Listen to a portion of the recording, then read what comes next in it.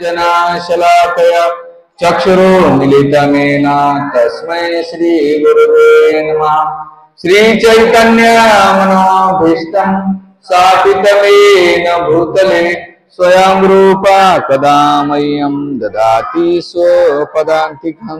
वन्देऽहं श्री गुरु श्रीयुतापदकमलं श्री गुरु वैष्णवांच श्री रूपं साग्रजातं सहगना रघुनाथान्वितं तं सजीवं सावधूतं सावधूतं परिजनसहितं कृष्ण चैतन्य देवं श्री राधा कृष्ण पादां सहगना ललिता श्री विशाखान्वितांच हे कृष्णा करुणा सिंधु दीन गोपेशा गोपिका कांत राधा कांत नमस्तुते। तप्त कांचन गौरांगी राधे वृंदावनेश्वरी वृषभानुसुते देवी प्रणमामि हरिप्रिय। वाञ्छा कल्पतरुभ्यश्च कृपा सिन्धु एव च पतितानां पावनेभ्यो वैष्णवेभ्यो नमो नमः। जय श्री कृष्ण चैतन्य प्रभु नित्यानंद श्री अद्वैत गदाधर श्रीवासादि गौर भक्तवृंद। हरे कृष्ण कृष्ण कृष्ण हरे हरे हरे राम राम राम हरे हरे हरे कृष्णा कृष्णा कृष्णा हरे हरे हरे राम राम राम हरे हरे हरे कृष्णा कृष्णा कृष्णा हरे हरे हरे राम राम राम मुखं करोति वाचालं पंगुं लङ्घयेत् यत्कृपातमं वन्दे श्रीगुरुपरमानन्दं परमानंद माधवं श्री चैतन्य। जय श्रीराम। छंद नाही रामाचा तो देह काय कामाचा, असं सुंदर वाक्य आपले संत म्हणून गेलेले। छंद नाही रामाचा तो देह काय कामाचा, एवढं सध्या सगळीकडे राममय वातावरण चालू आहे। तन में राम मन में राम रोम रोम में बसे राम, सगळे राममय वातावरण झालेले आहे। आणि हेच राम राज्य आहे। ज्या ठिकाणी भगवान रामचंद्राचं स्मरण होतंय, कीर्तन होतंय, पूजन अर्चना होती, ते रामराज्य नाही तर काय असेल। म्हणून विभीषण जेव्हा लंकेमध्ये होता तर लंकेमध्ये त्याने सगळीकडे राम राम लिहिलं होतं। आणि राम राम लिहिल्यानंतर एक दिवस रावण आला आणि जसं त्याने पाहिलं की विभीषणाच्या महलमध्ये सगळीकडे राम नाव आहे, क्रोधिष्ट झाला, आग बोबळ झालं, त्याची तळपायाची मस्तकाला गेले, माझ्या शत्रूचं नाव यानं कसं काय लिहिलं। आणि रागाने ते विचारतो की तू माझ्या इथे रामाचं नाव कसं काय लिहिलं। तर कृष्ण भक्त बडा चतुर, भगवंताचा भक्त खूप हुशार असतो, तो म्हणतो बघ दादा, हे रामाचं नाव नाही, राम म्हणजे रावण आणि म म्हणजे मंदोरी, मी तुमच्या दोघांचं स्मरण करतो म्हणून याला शॉर्ट मध्ये मी काय म्हणलंय, राम राम। तर त्या काळामध्ये भगवंताचं नाव घेण्यासाठी तुम्हाला पाबंदी असायची, पण कलियुगामध्ये भगवत प्राप्तीसाठी आपल्याकडे सगळीकडे असं अनुकूल वातावरण आहे। आणि अनुकूल वातावरण कसं, राजकीय घ्या, त्याच्यानंतर सामाजिक घ्या, निक्षत्राने घ्या, सगळीकडे राममय वातावरण केलेले। तर अशा रामचिंतनामध्ये राम मंदिर तर बांधल्या जाईल ते काही निश्चित नाही, पण सगळ्यात महत्वाचं आपल्या हृदयामध्ये आपण राम मंदिर बांधलं पाहिजे। आणि ते राम मंदिर कशा रूपाने बांधल्या जाईल, जेव्हा आपण भगवंताचे चिंतन मनन करू, राम कथा वाचू, रामायणाचं श्रवण करू, राम भजन लावू सकाळ संध्याकाळ। आपण वर्षातून एकदा दिवाळी साजरी करतो, वर्षातून काय करतात, रोज भजन केलं तर रोज दिवाळी दसरा आहे। भगवान रामचंद्राला 56 भोग लावा, निष्ठावान पदार्थ, आणि ते प्रसाद म्हणून स्वीकार करा। तर आज ती म्हणताना असं अचानक रामनवमी काय काही कार्यक्रम नसतात, तर अशा राममय आपल्या देशाचे माननीय प्रधानमंत्री नरेंद्र मोदी आज नाशिकला येऊन गेले होते। त्यांनी काळाराम मंदिरामध्ये आज पहिल्यांदा सर्वप्रथम ते रामकुंडावर गेले। रामकुंडावर जाऊन त्यांनी गंगामाईची गौतमी गंगा आहे जी साक्षात गोदावरी जेव्हा आपलं गंगा प्रगट झाली नव्हती त्याच्या पहिले ही गौतमी गंगा गौतम ऋषीच्या तपस्यानं प्रगट झाली होती. कशासाठी झाली होती ती सगळ्या कथा सगळ्यांना परिचित आहे. पण त्याचा मेन उद्देश असा आहे त्या गोदावरीचा की आपल्यासारखे जे बद्धजीव भौतिक संसारामध्ये फसलेले आहेत त्यांच्या उद्धारासाठी ती प्रगट झालेली आहे.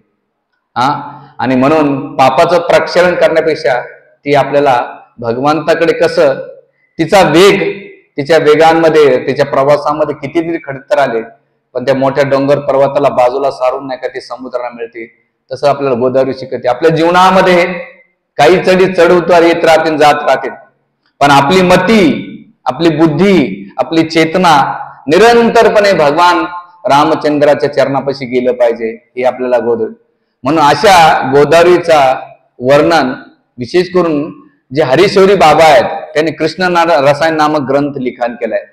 त्या कृष्ण रसायन ग्रंथांमध्ये एक सुंदर श्लोकामध्ये ते म्हणतात न केनापि श्रुतम दृष्टम वारिना शुष्यती अहो गोदावरी वारा भवसिंधू शुष्यती. म्हणजे किती सुंदर श्लोकामध्ये की न केनापि श्रुतम न दृष्टम मी आतापर्यंत ऐकलं नाही आणि पाहिलं पण नाही की पाण्यानं पाण्याला सुकवलं जात आहे.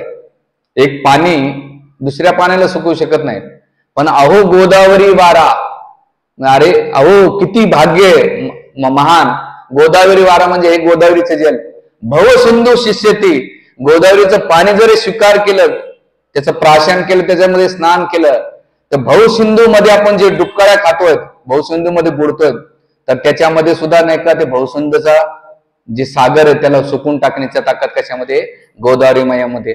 तर अशा गोदावरी मैयाचं पूजन आपल्या देशाच्या माननीय पंतप्रधानांनी केल्यानंतर तिथे म्हणून आपल्याला शिकण्यासारखं आहे की जर राजा यथा राजा तसा प्रजा राजा जो करतो त्याने प्रजाने केलं पाहिजे. म्हणून शास्त्रामध्ये राज ऋषी म्हटले जाते राजा असून ऋषीसारखं जीवन जगणारे आणि स्वतःच्या आचरणातून आपल्याला केलं पाहिजे. तर त्याने आज भक्तीचे बरेच तत्व पूर्ण केले. पहिलं तत्व काय केलं गंगा स्नान केलं आचमन केलं पूजा केली. दुसरं मंदिरात जाऊन पहिले हनुमानजीचं दर्शन घेतलं वैष्णवांचे आशीर्वाद घेतले आणि घेतल्यानंतर त्याने आजपासून उपास चालू केला. माहिती आहे तुम्हाला अनुष्ठान 11 दिवसाचं आणि 11 दिवसाचं अनुष्ठान केल्यानंतर रामचंद्राची मनोभावनेने उपासना केली पूजा केली आरती केली आणि आरती केल्यानंतर पहिले स्नान केलं आरती केली आणि जे काही अर्पण करायचं दान दक्षिणा अर्पण केल्यानंतर शेवटी मंदिर मार्जन केलं. साफसफाई मंदिर मार्जन भक्तीमधल्या कितीतरी ऍक्टिव्हिटी केल्या आणि ते आपल्याला शिकण्यासारखं आहे. तर असं या रामचंद्राचं आपलं मंदिरामध्ये त्यांनी केल्यानंतर भक्तीचे बरेच तत्व पूर्ण केल्यानंतर आपल्या पुढच्या कार्यक्रमाला निघून गेले. तर मग अशा काळाराम मंदिराचा आपण आज इतिहास पाहूया की का बरं त्यांनी जे अयोध्या धाम आहे आणि त्या अयोध्या धामाची सुरुवात नाशिकच्या काळाराम मंदिरापासून केलेले. हे काळाराम मंदिराचं एवढं वैशिष्ट्य काय आहे की त्यांना वाटलं इथून ती सुरुवात करावं. राजकीय भाग वेगळा सोडून द्या पण आध्यात्मिक दृष्टिकोन आपण याच्यात काही राजकीय विश्लेषण करण्यासाठी बसलो नाही आणि तो आपला विषय पण नाही. मेन विषय आहे की रामचंद्र सगळ्यात जास्त शेवटी रामायणाला जे टर्निंग पॉइंट भेटला ते नाशिक मधून भेटलेले आणि म्हणून आज बी जे राम मंदिर म्हणतात त्याच्यातली उपासनेचा काही भाग नाशिकहून घेण्यात आलेला आहे. तुमच्या माहितीसाठी सांगतो की इथली जी पूजा उपासना आहे रामानंद सभरातले बरेच लोक इथून ते घेऊन गेलेले तिथं. तर इथून त्या अनुष्ठानाची सुरुवात झाली आणि सुरुवात झाल्यानंतर अशा काळाराम मंदिराचं वैशिष्ट्य आहे. तर हे काळाराम मंदिराचा इतिहास आपण आज पाहूया. जसं गेलं तर हे मंदिर 7व्या ते 11व्या शतकामध्ये पहिलं मंदिर बांधलं गेलं पण त्याच्यानंतर मोगल मुस्लिम शासकाने इस्लाम शासकाने ते मंदिर तोडण्यात आलं. तोडण्यात आल्यानंतर तिथे भग्न अवशेष होते ते काही जास्त काळ राहिले नाही. मग एक दिवस हे नागपंथी लोक होते ते रोज काळाराम मंदिर रामकुंडावर स्नानासाठी जायचे आणि गेल्यानंतर तिथे त्यांना एक मूर्ती सापडली. कोणती मूर्ती सापडली लाकडाची आणि ती घेऊन आले आणि आल्यानंतर आजचं जे वर्तमान काळामध्ये राम मंदिर आहे त्या ठिकाणी त्यांचा आश्रम होता थोडासा आश्रम होता आणि बाकी नागपंथी या लोकांची समाधी असायची. एक प्रकारे समशमभूमी होती आणि खूप वर्षे त्यांनी तिथे उपासना केल्यानंतर बरेच वर्ष निघून गेले आणि ह्या 7व्या आणि 11व्या शतकामध्ये जे राम मंदिराचं ओरिजिनल मूर्ती होती, तर ब्राह्मणाने आणि वैष्णवाने ती मूर्ती कुठे केली, रामकुंडामध्ये लपवून ठेवली होती किंवा नदीच्या पात्र गोदावरीच्या पात्रामध्ये लपवून ठेवली होती. आणि ठेवल्यानंतर कोणाला काही माहित नव्हतं. पण बरेच वर्ष उपासना केल्यानंतर हे इथे एक होऊन गेले. ते यांचं नाव आहे मोरेराव धोंडेराव प्रभू. एक दिवस एक गोदावरी स्नानासाठी ब्राह्मण होते, रोज पूजाला जायचे. जाता जाता त्यांना ही काळ्या पाषाणाची स्वयंभू मूर्ती लागली. लागल्यानंतर ती मूर्ती घेऊन आले आणि मग ते उपासना करू लागले. उपासना करीत असताना त्यांना असं वाटलं की घरात चालली, याला कुठेतरी जागा पाहिजे. तर मग या सगळ्या संगमताने जे आजचं मंदिर आहे त्याच्या जागी लाकडाचं एक मंदिर होतं जुनं, त्या मंदिरामध्ये त्यांनी ती पूजापाठ चालू केली. आणि खूप दिवस झाल्यानंतर तिची पूजापाठ चालू असताना एक दिवस भगवान रामचंद्र या ब्राह्मणाला म्हटले की एक दिवस माझ्यासाठी असं एक लाकडाचं मंदिर आहे, तो चांगलं मंदिर का बांधत नाही. म्हणले मी निर्धन आहे. आणि मग त्याच्या काही काळानंतर इथे माधवराव पेशवे त्यांच्या ज्या पत्नी आई होत्या मातोश्री गोपिकाबाई यांच्या स्वप्नामध्ये भगवान रामचंद्र गेले आणि रामचंद्र म्हटले की माझ्यासाठी अतिशय भव्य दिव्य मंदिर बांध. आणि मग गोपिकाबाईच्या इच्छानुसार हे मंदिर त्याने जे सरदार होते नाशिकचे रंगनाथराव ओडेकर यांना सांगितलं की तुम्ही हे मंदिर बांधा. आणि मग हे मंदिर बांधण्यासाठी मंदिराची सुरुवात झाली 1700 आणि त्याचं बांधकाम पूर्ण झालं 1790. म्हणजे 12.5 वर्ष किंवा 12 वर्ष या मंदिराला लागले. या मंदिर नागर शैलीचे असून याचा सगळा दगड जे रामशेज किल्ला आहे नाशिक पासून 20 किलोमीटरच्या अंतरावर, तिथून तो किल्ला दगड आणला. त्याचं कोरीव काम करून हे 12 वर्षामध्ये काम पूर्ण केलं. त्या टायमाला जे 200-2.25 वर्षापूर्वी त्या 23 लाख रुपये खर्च आला होता त्या मंदिराला बांधकाम करण्यासाठी. मंदिर बांधण्याच्या पहिले एक इतिहास असा आहे की जेव्हा ते मंदिर बांधायचं आलं होतं तिथे थोडासा वादविवाद झाला होता. तर जे नागपंथीय साधू होते ते म्हटले की आम्ही जागा देऊ, समसमभूमी तुम्हाला देऊ बांधकाम करायला, पण आमच्या काही अटी आहेत, काही नियम आहेत. आणि काय अटी नियम आहेत की जेव्हा कुंभमेळा होईल 12 महिन्यातला, तर 12 महिन्याचा कुंभमेळा झाल्यानंतर त्यावेळेस आमचे नागपंथीय साधू नाही का कुंभमेळ्याच्या काळामध्ये इथे निवास करतील. ही पहिली 8 महिने दिलेली होते. आणि दुसरं, आमच्या जागेवर भगवान रामचंद्राचं भव्य दिव्य मंदिर होते, त्यांना त्या आनंदामुळे त्यांनी ती दुसरी जागा देऊन टाकली. म्हणून आज बी कुंभमेळा जेव्हा कधी होतो तो तुम्हाला नागपंथीय साधू तिथे निवास करताना पाहायला भेटेल. आणि मग 12 वर्ष मंदिर बांधल्यानंतर शेवटी कळस बांधायचा होता. तर कळस बांधता बांधता रंगनाथराव ओडेकर यांच्याकडे सगळे पैसे संपले होते. संपल्यानंतर आता कळस तर बांधायचा आणि त्याचं पूर्ण करायचं. तर रंगनाथराव ओडेकरांची जी पत्नी होती तिच्या काळात नथ होती, नथनी माहिती जुन्या काळातल्या, ती नथनी काढली आणि मग पुढचं वरचं बांधकाम केलं. आणि मग लोकवर्गणीतून नाही का ते सोन्याचा कळस पूर्ण केला. आणि हे केल्यानंतर हे मंदिर जर पाहायला गेलं तर 1790 मध्ये पूर्ण झालं. आणि याची जर पाहिली तर हे 74 मीटर लांबीचं आहे, 32 रुंद लांब आहे. आणि याचा कळस 32 येते, 32 टन नाही का सोन्याचा येतो. ब्रिटिश काळामध्ये गेल्यानंतर आज बी कमीत कमी त्याचं वजन तर काही सांगता येणार नाही. पण हे काळाराम मंदिर बांधकाम केलं. त्याच्यामधली जी मूर्ती आहे काळारामाची मूर्ती, जेव्हा ती स्वयंभू मूर्ती असून त्या टायमाला 90 मध्ये रामनवमीच्या दिवशी याची प्राणप्रतिष्ठा जे ब्राह्मणाच्या मार्फत करण्यात आली. आणि केल्यानंतर त्याची पूजा वर्ष करताना पुजारी जे परिवार आहे ते 27 पिढ्यापासून आजपर्यंत भगवान रामचंद्राची उपासना पूजा अर्चना करतात व त्याच्या घरानुसार ते करीत राहतात. आणि म्हणून एक स्वयंभू बिगर काय शिकवतात. आता यांना काळाराम नाव का पडलंय. आता बरेच जणांना गैरसमज होते काळ्या मूर्तीचे म्हणून काळाराम नाही. तर इतिहासकालीन रामायणाचा जर प्रसंगातून पाहायला गेलं, जेव्हा इथे खर दूषण आणि 14,000 राक्षस राहायचे होते तर त्यावेळेस भगवान रामचंद्राने लक्ष्मणाला सांगितलं की तू सीतेचं रक्षण कर. आणि मग सीतेच्या रक्षणासाठी लक्ष्मणानं काय केलं, एका गुफेमध्ये पंचवटी क्षेत्रामध्ये एका गुफेमध्ये सीतेला लपून ठेवलं. पण त्या पहिले लक्ष्मणानं सांगितलं होतं भगवान रामचंद्र की भगवंत तुम्ही सीतेसोबत राहा, मी राक्षसांचा वध करतो. त्यावेळेस भगवंत म्हणले नाही, तू सीतेचं रक्षण कर, मी सांगितलेलं माझ्या आदेशाचं पालन कर. आणि मग आपल्या मोठ्या भरताच्या सांगण्यानुसार सीतेचं रक्षण करण्यासाठी आणि लक्ष्मण राहिले. आणि मग भगवंताने 14,000 राक्षसांचा वध करण्यासाठी काळ स्वरूप भयानक काळाचं रूप धारण केलं आणि त्या काळाच्या रूपामध्ये सगळ्यांचा सर्वनाश झाला होता. म्हणजे रुद्र रूप धारण केलं होतं. काळ रूपामध्ये त्याने प्रगट झाले आणि एका मुहूर्तामध्ये भगवान रामचंद्राने त्यांचा सर्वनाश केला. एक मुहूर्त म्हणजे 45 ते 48 मिनिटाचा एक मुहूर्त असतो. 14,000 राक्षसाचा वध केला. म्हणून त्यापासून भगवान रामचंद्र कसे झाले? काळ झाले. कोणाचे? असुरांचे काळ झाले. म्हणून भगवंताला त्या दिवसापासून नाव काय पडलं? काळा राम. कोणतं नाव पडलं? काळा राम. कोणाचा काळ आहे तो? काळ कोणाचा आहे? जे असुर दृष्टीचे लोक आहेत त्यांचे ते काळ आहेत आणि राम आहेत. म्हणून आपल्या हृदयामध्ये काळाराम आपल्याशी करायचे असेल तर ते पहिले आचार्य एक सुंदर वाक्य सांगतात की भगवान रामचंद्राने प्रतिज्ञा घेतली छातीमध्ये, जो भक्त माझं स्मरण करतो त्याची रक्षा मी छाती हृदयाप्रमाणे करतो आणि दुसरं असुरांचा नाश करतो. म्हणून इथं भगवान रामचंद्र काय मुद्रा शिकवतात? पहिली मुद्रा शिकवतात की भक्तांना काळजी करू नका, मी तुम्हाला आश्वासन देतो. ती 56 इंच की छाती आहे. भगवंताची ती मोठी आहे, पण भगवंताने आश्वासन दिले.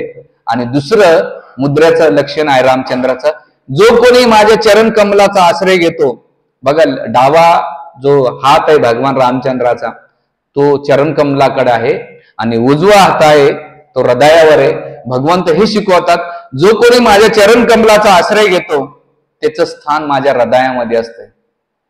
म्हणून भक्त भगवंताचं स्मरण करतो, भक्त भगवंताचं स्मरण करतो. पण जे शुद्ध भक्त आहे, जे प्रामाणिक निस्वार्थपणे सेवा करतात, भगवंत त्या भक्ताचं स्मरण करतात. हे आपल्या आणि भगवंताच्या स्मरणामधला फरक आहे. म्हणून इथे भगवंत आपल्याला ह्या गोष्टी शिकवतात. आणि तिसरी शिक्षा देतात भगवंत की जो कोणी मला शरणागत एकदा येतो, भगवंत म्हणतात माझं व्रत आहे. काय व्रत आहे?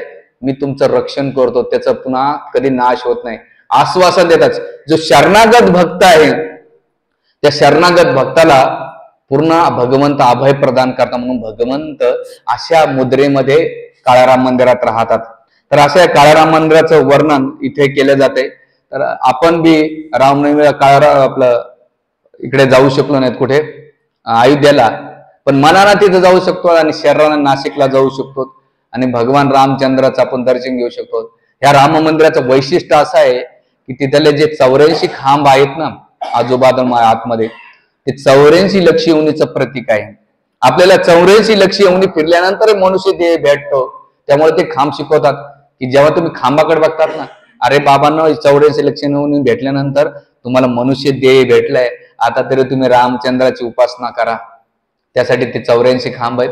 आणि दुसरं हनुमान रायाचं जे मंदिर आहे, विग्रह आहे मारुतीरायाचं, ते हनुमान 40 खांब आहेत. ते म्हणतात की हनुमान चालीसाचं प्रतीक आहे. म्हणून भगवंताकडे जायचं असेल ते मनुष्य योनीतून आपण 84 लक्ष योनीतून जर आपल्याला भगवत प्राप्ती करायचं असेल तर आपल्याला भगवत प्राप्तीचा साधा सोपा मार्ग सांगतात. पहिले वैष्णवांचा आशीर्वाद घ्या, शुद्ध भक्तांचा घ्या. आणि ते शुद्ध भक्त वैष्णव कोण आहेत? रामचंद्र आहेत. आपल्या महाराष्ट्रामध्ये दुर्दैव असं आहे की एक तेलाची बॉटल घ्यायची, थोडस मीठ घ्यायचं, उडदाचे दाणे घ्यायचे आणि मारुतीरायाच्या शनिवारी माझे शनी 7.5 किरकिरी कटकटी निघून जावा म्हणून टाकायचं. आणि देवाच्या नाही, रुईच्या माळा घातल्या, देव विचार करीन याच्या कटकटीसाठी मला किती त्रास देतो हा. तेल ओततो माझ्या अंगावर मीठ फेकतो, उडदाचे दाणे, त्याच्यानंतर रुईच्या माळा. विचार करा कधीतरी तुम्ही स्वतःवर तुमच्या अंगावर कोण तेल टाकलं तुम्हाला कसं वाटेल? तुम्हाला अंगाला कोण मीठ फेकलं, रुईच्या माळा घातल्या, आवडतात का तुम्हाला? त्यांना काय आवडतं हे कधी विचार केला का? मला काय आवडतं याच्यापेक्षा त्यांना काय आवडतं हे कधीतरी विचार केला तर भगवंत आपल्या जास्त प्रसन्न होतील. पण आपण एकदम स्वार्थी आणि भामटे आणि कपटी येत की आपल्याला काय पाहिजे? मतलबीची दुनिया, माझे प्रॉब्लेम सॉल्व्ह करत, तुला काय त्रास व्हायचा तर होऊ दे तिकडं. म्हणून हनुमान रायाला प्रसन्न करायचं असेल तर त्यांना प्रसन्न देणारी एकच गोष्ट आहे, भगवान रामचंद्राच्या नावाचा श्रीराम जय राम जय जय राम या मंत्राचा आपण नेहमी जप केला पाहिजे. जय श्रीराम.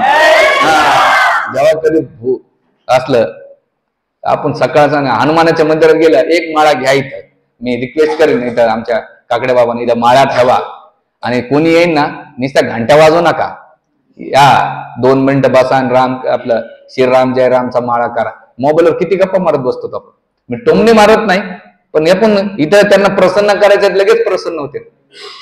आणि मग हनुमान राया त्यांचं दर्शन घेऊन जेव्हा तुम्ही 14 पायऱ्या चढतात ना, भगवंत म्हणतात अरे मला इथं म्हणे 14 वर्ष वनवास लागला तुम्हाला, पण मला यायचं असेल तर तुम्हाला 14 पायऱ्या पार करून माझ्याकडे येऊ शकतात.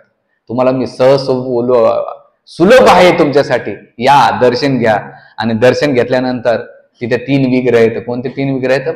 पहिले सीतामाई, लक्ष्मणजी आणि साक्षात भगवान रामचंद्र आहेत. आणि भगवंत आश्वासन देतात, तू आलास ना. एकानं विचारलं होतं बाकी बिहारीच्या मंदिरामध्ये, काय विचारलं होतं माहितीये का, की सूरदासानं विचारलं की अहो तुम्ही आंधळे आहेत, तुम्हाला कुठे भगवंत दिसतात? ते म्हटले मी आंधळा हे खरं आहे, पण बाकी बिहारी आंधळे नाहीत ना. पण एक सेवक, त्यांचा तुच्छ सेवक रोज येऊन हजेरी लावतात, पण मी आंधळा जरी असले ते आंधळे नाही, ते मला रोज बघतायत, रोज ते मला बघतायत. म्हणून मंदिरात मी याच्यासाठी येतोय की मला मी दर्शन घ्यावं याच्यासाठी येत नाही, भगवंताने मला रोज बघावं की माझा नौकर माझा सेवक रोज हजेरी लावतोय, याच्यासाठी मी रोज मंदिरात जातोय. म्हणून आपण मंदिरात जेव्हा कधी गेलो आपल्याला भगवंत दिसते नाही दिसते हा नंतरचा विषय, पण भगवंताला आपण दिसतो. म्हणून आपण राम मंदिरामध्ये जेव्हा कधी जातो, तर जेव्हा कधी पॉसिबल असेल काळाराम मंदिरामध्ये रामकुंडावर जाऊन आपण नाही का दर्शन घेतलं पाहिजे. आणि ह्या महात्माचं वर्णन केले. म्हणून इथे राम मंदिरात तुम्ही डेली जर जाताना तर जीवनाची समसिद्धी प्राप्त होते. जसं रामदास स्वामी टाकळीमध्ये राहायचे आणि 12 वर्षे ते रोज भगवान रामचंद्राचं नाही का दर्शनासाठी पूजापाठ जायचे. आणि मग तिथे त्यांना सिद्धी भगवंताचं दर्शन झालेलं आहे. आपण इमानदारी सांगा, नाशिकमध्ये एवढ्या वर्ष राहतो, किती वेळा दर्शनाला गेलो तो? नाही जात. तुम्ही जात असाल बाकीचे, हा एखादी तुरळक लोक ड्युटी करायला आपण रोज जातो, पण मंदिरात नाही का एकादशीला, रामनवमीला, चैत्र पौर्णिमाला जातो. हरकत नाही, काहीतरी चांगली गोष्ट ते केलंच पाहिजे. म्हणून असं ह्या ठिकाणी आपण ते बी 12 वर्ष केलं आणि मग भगवान रामचंद्राचं तिथे दर्शन झालं होतं. तर या नागरशैलीचं मंदिर असून तुम्ही रोज आता जेवढा वेळ आहे भगवान रामचंद्राचं दर्शन घ्या, त्यांना स्मरण करा आणि आपल्या जीवनामध्ये आपल्या हृदयामध्ये भगवान रामचंद्राला स्थान द्या. हरे कृष्णा कृष्णा कृष्णा हरे हरे, हरे राम राम राम श्यावर रामचंद्र की, श्री सीताराम लक्ष्मण हनुमान की. हरे कृष्णा.